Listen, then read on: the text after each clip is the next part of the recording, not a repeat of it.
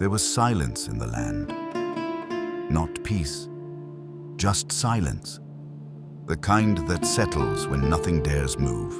When the grass lies flat, not from wind, but from knowing. When the sun watches, but says nothing. When the birds chose not to sing. This was not rest.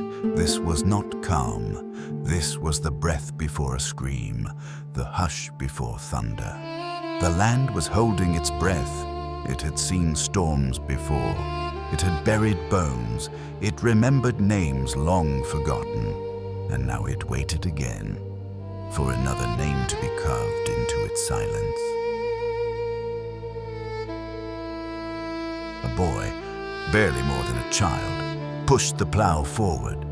The soil was dry, cracked.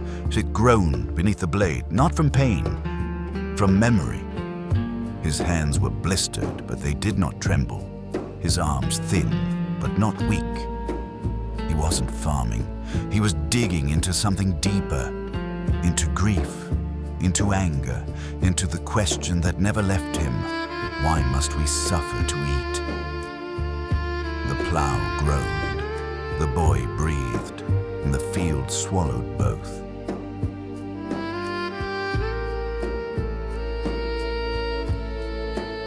From the hut came shouting, sharp, ragged. It wasn't scolding, it was survival.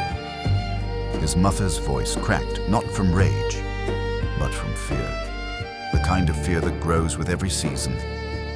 She had known men stronger than her son, who vanished into drink, into war, into madness. She had known boys softer than him, who broke under the plow, under silence, under shame.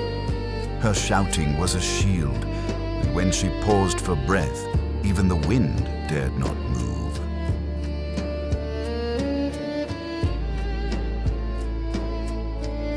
He sat alone in the dark. The knife on the table wasn't sharp, but sharpness was never the danger.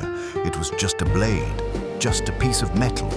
But tonight, it spoke louder than memory. He stared at it, not with fear, not with intent, but with fatigue. He wasn't going to use it. He wasn't even sure why it was there. But somehow, it had always been there, waiting. And now, it waited with him.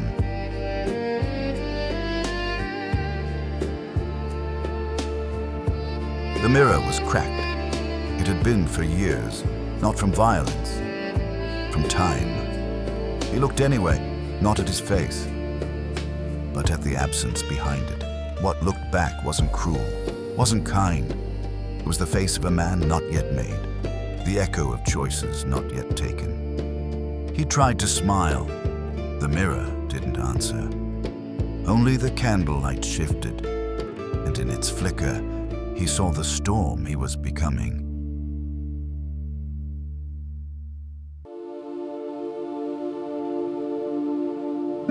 Far away, thunder rumbled.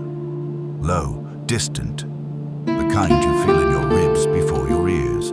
The sky cracked, not from rain, but from something deeper. He stood in the doorway, one hand on the frame, one step already taken. Behind him, walls that no longer protected. Before him, a world that would never ask his name. But he stepped forward anyway, not in courage, not in hope, just because he